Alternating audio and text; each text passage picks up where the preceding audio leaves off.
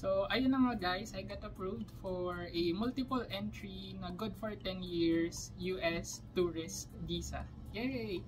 So, right now, gusto kong ipakita sa inyo, I wanted to give you a quick guide on how to apply for a US tourist visa as well as discuss na rin yung naging experience ko during my interview. So, with that, let's head on to my computer to show you the quick guide. So with the step guys, go to this page or go to this link, so ustraveldocs.com. I will link this down in the description. So on this page, as you can see, nandito na yung complete step kung paano mag-apply ng US tourist visa. So again, this is only for tourist visa. So if you are applying for a different type of visa, other than B1 or B2, then you might want to look for a different video. So on the step 1, it says here, know your visa type. So if i-expand mo yan, so bibigyan ka ng a link to discuss kung ano yung mga different types of visas na pwede mong applyan based on kung ano ba yung magiging reason mo why you're traveling to the United States. So again, for our case, it's going to be non-immigrant na tourist visa B1, B2. So B1 is for business and then B2 is for the leisure. So B1, B2. So since alam na natin yung step 1, so step 2 is to complete your application. So for the step 2, this is where you will fill out the DS-160 form. So kung need mo ng guidelines, may link dito. And then ito naman yung link for the form. So let's check it out. So ganito siya guys. So pag i-fill out mo siya, you will start here. Tapos, look for Philippines. Philippines.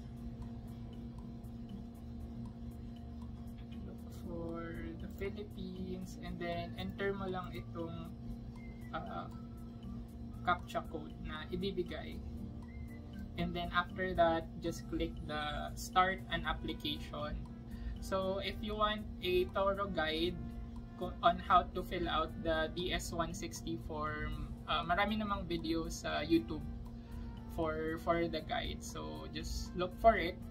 But basically, madali lang naman i-fill out tong DS-160 form. It's just that medyo mahaba siya, so I would suggest na spend a time to complete it in one sitting, because you have an option here to save it and then complete it at a later time, pero I would really suggest to just do it and complete it one time.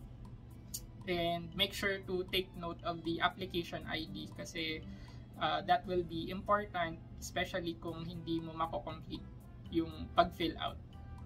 So yun, sa after you fill out the DS-160 form, the step 3 will be to pay for your visa. So sa pagbabayad ng visa fee, kakailanganin mong mag-create ng account on another link.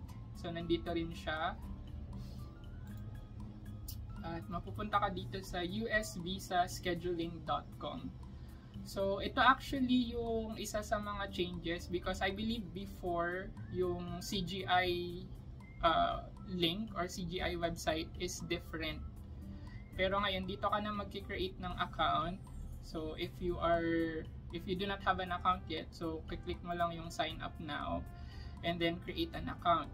So inside this is where you will pay your visa, and currently it's $185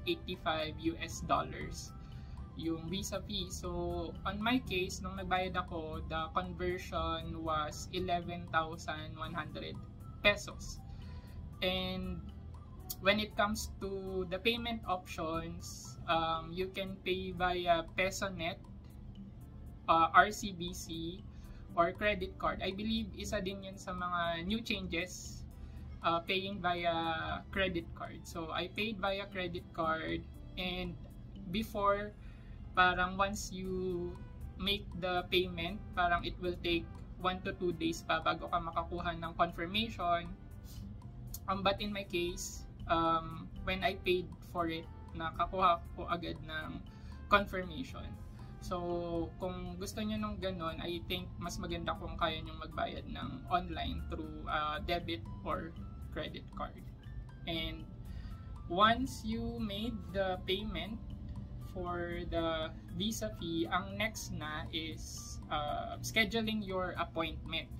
So, dito na rin yung new changes na in-implement. Because before, when scheduling for an appointment, isang appointment lang yung i-schedule nyo, and on that appointment will be on the US Embassy na. Sa US Embassy nyo na gagawin yung biometrics and interview. But with the new changes, dalawang appointment na yung schedule nyo. The first appointment will be your biometrics, and gagawin nyo siya sa Parcal Mall sa Parañaque, sa Cogon Building. And mabilis lang naman yung process ng biometrics doon. And even on my case, so yung schedule ko that time when I went there was 3 p.m. pero I arrived there around 1 p.m. and pinapasok naman na ako agad, and nakapag-biometrics din agad. Like, hindi na ako nag-antay ng ilang oras. So, as soon as I arrived there, they allowed me to go and complete my biometrics. So, that was the first schedule, and then that was December 2. Tapos, yung schedule ko naman for the interview sa embassy was December 16. So, yun yung second appointment na need yung schedule. So, yung interview sa embassy. So, when you're making or when you are scheduling your appointments, so yung first schedule na pipiliin nyo will be for the biometrics, and then the second will be for the interview. So, after you paid for your visa fees and schedule your appointment, so yun na yung attend your interview sa US Embassy. So, yung schedule ko ng interview sa US Embassy was December 16. That was Monday. And my schedule time was 12:45 p.m. Pero I arrived there around 10:30 a.m. So, medyo maaga ko, and kasi bala ko pang magpa-picture because although meron akong dalang picture, pero 2x2 kasi yung need, and yung size ng pictures na dala ko was passport size. Yung ginamit ko pa nung sa Japan visa application ko. So, I arrived there 10:30, and pinapasok na rin naman agad kami. But ayun na nga, since 12:45 p.m. pa yung interview ko, and actually nag-start talaga yung interview 1 p.m. na. So medyo matagal-tagal yung inantay ko doon sa loob. And please make sure na to bring someone with you, because sa US Embassy you cannot bring any gadgets like cellphone and smartwatches. Yung mga regular na watches pwede, pero smartwatches and any other gadgets and cellphones hindi pwede. So please make sure to bring someone with you para mapag-iwanan ng gamit.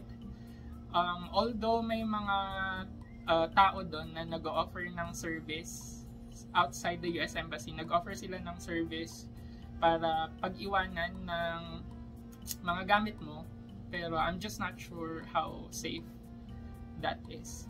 So kung hindi ka comfortable sa ganon, then it's better if you can bring someone with you. In my case, I brought my mom, as you saw on my on the first part of this video. So 10:30 nandun ako, and yun na nga, dapat magpapapicture ako because merong Kodak doon sa loob, pero sabi ng staff, pumunta muna daw ako sa loob, and antayin ko sabihin or i-advise ako to get a picture, a 2x2 picture, because hindi lahat hinihingan ng 2x2 picture. And true enough, I was not asked to provide a 2x2 picture. So, good thing na rin pala na hindi ako, good thing na rin pala na in-advise ako ng staff ng ganun. So, at least nakasave up ako ng 80 pesos because I believe 80 pesos yung pa-picture doon sa Kodak. So, yung process doon sa US Embassy, may 3 steps siya. So, yung first step, so by the way, I have a código here.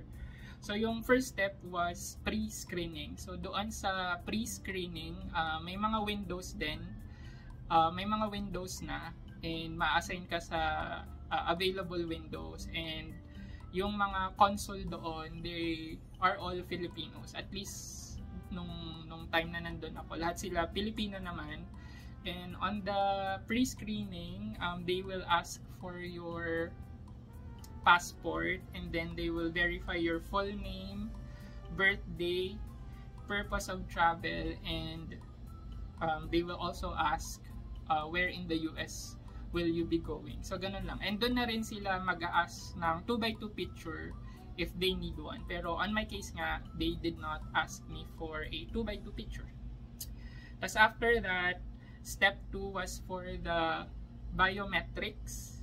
And since biometrics na kami sa Parcal, sa Visa Application Center, yung biometrics doon for the step 2 was for verification na lang. So parang isang kamay lang yung need namin i-verify doon sa machine. So parang need lang nilang i-match yung biometrics ko from the Visa Application Center sa Parcal. So that was also very quick.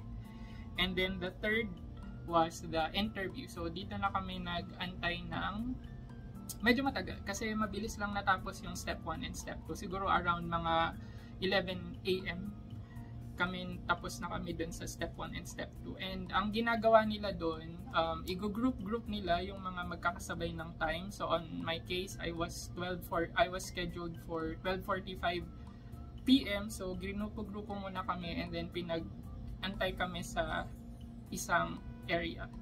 And by the way, when it comes to the requirements that I brought, so of course I brought the passport, and then I also brought yung DS-160 form, so make sure to not forget that. And then I also have the appointment confirmation and payment receipt. So yun din yung mga need nyong dalhin pag nagpa-biometrics kayo sa Visa Application Center sa Parcal Mall. And then for the supporting documents na dinala ko, hindi ko na siya masyadong in-effortan because based doon sa mga napanood kong videos din dito sa YouTube, they would usually not ask for any supporting documents. Pero nagdala pa rin ako just in case hanapin nila. So, ang dinala ko lang is yung mga regular na requirements for visa application. So, nagdala lang ako ng COE, ng bank certificate, at saka form 2316. And it was interview time. So, during the interview time, medyo chaotic siya kasi ang daming i-interviewin. So, inuna yung mga seafarers. So, madami kasing nag-a-apply na mga seaman. So, inuna muna yung mga seafarers pagpatak ng 1 PM. So, inuna yung mga seafarers. And although marami sila, sobrang bilis lang ng interviews nila. Like, 2 questions lang I believe yung mga tinanong sa kanila. Yung mga tinanong lang sa kanila ay how long have you been a seafarer and what's your position? And while I was observing, parang wala namang na-deny sa kanila. Kasi wala namang binalik na passport. And yun pa guys, with the interview, it's an open area. So, maririnig mo yung interview ng bawat isa and malalaman mo rin kung approve sila or hindi. So, when it was our time na, so meron kaming 6 windows na na pwedeng pilahan, pero i-assign ka naman nila kung anong window. So it was window 24 to 29. And I was actually praying that time na sana ma-assign ako sa window 29, which is siya yung mga yung window na yun yung medyo nasa dulo, kasi yung window 24 yung nasa bungad. And parang mas kinakabahan kasi ako pag kasi makikita ka nung mga nag-aantay pag nasa window 24 ka. So naisip ko sana hindi ako doon, para kasi baka mas kabahan ako lalo. And I'm glad na sa window 29 ako na-assign, and I was third doon sa pila sa window 29.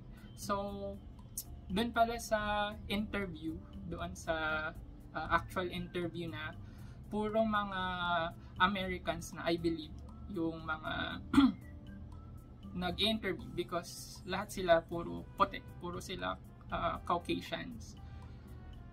So walang Pinoy na mag-interview. So just in case na hindi ka comfortable mag-English, you can request for an interpreter. So hindi nila papalitan yung mag-interview sa'yo na Pilipino, but instead meron silang interpreter doon. But on our case naman, dun sa mga kasama kong nag-interview, parang wala namang nanghingi sa amin ng interpreter. And so I was third in line, and during this whole time I was okay, I was fine, hindi ako masyadong kinakabahan, I was relaxed. Pero nung interview na, since I was third in line, so I was able to observe syempre yung una sa pila. So yung dalawang nauna sa akin, pareho silang babae. And so yung una doon sa pila, so siya na yung in-interview, na-deny siya sadly. So nung na-deny siya, doon ako kinabahan, kasi sabi ko hala totoo pala yung mga na-deny talaga, and sadly na-deny nga yung unang babae. And normal lang naman yung mga tinanong sa kanya, yung mga normal questions and usual questions, and lahat ng mga tinanong sa kanya, those were the questions na pre-practice ko rin, pero sadly na-deny siya. And then the second it was the second girl's turn naman for the interview, and yung consul na nag-interview sa amin sa window 29, babae rin siya, and she was actually jolly and friendly yung tone niya, and the way she delivered nga yung parang denial ng visa nung una sa pila, parang the way niya sinabi was, I'm so sorry, I cannot give you a visa for now, here's a slip that will explain to you everything, and you can apply anytime or reapply anytime. So ganun yung pagkaka-deliver niya, super friendly, super jolly, even yung the way siya mag-interview.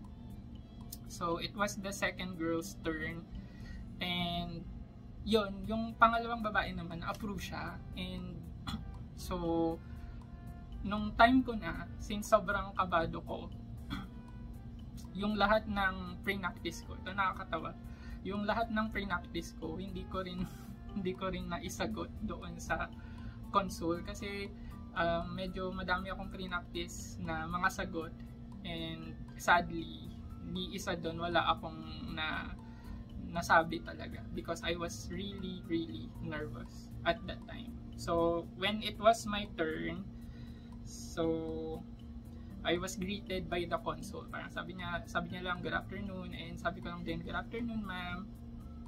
And then yung unang question niya was, what's the purpose? So yung pre-practice ko sa question na to was for tourism, and ever since I was young, it has always been my dream to travel to the United States. Parang ganun yung pre-practice ko. Pero during the interview na, hindi ko na nasabi yun. Ang nasabi ko lang, it's for tourism. Yun lang. So parang naging one-liner lang yung naging sagot ko. Tapos yung second niyang question was where in the United States. So yung pre-practice ko naman dito was I plan to go to California, Florida, and New York. But I might skip Florida in this trip because after my research, they're too far from each other, and I don't think that 2 weeks will be enough for me to travel to all 3 states. So yun yung gusto ko sanang explain, because true naman, parang doon kasi sa DS-160 form,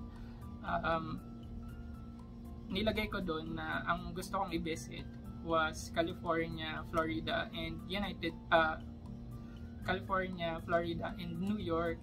Pero when I was filling out the DS-160 form, hindi pa kasi ako nakakapag-research at that time. Pero nung na-research ko na siya, dun ko nga na pagtanto na sobrang magkakalayo sila. And parang naisip ko na baka pag nakita siya ng consul, hindi nila paniwalaan yung plan kong yun, because sobrang magkakalayo sila. So baka magduda. Kaya yun sana yung gusto kong sabihin sa consul. But then again, since I was really nervous, ang nasabi ko talaga was I plan to go to California, Florida, and New York. Kasi hindi ko na-explain yung gusto kong sabihin. And then yung next niyang question was, will you be traveling with someone? And sabi ko lang, I will be traveling alone.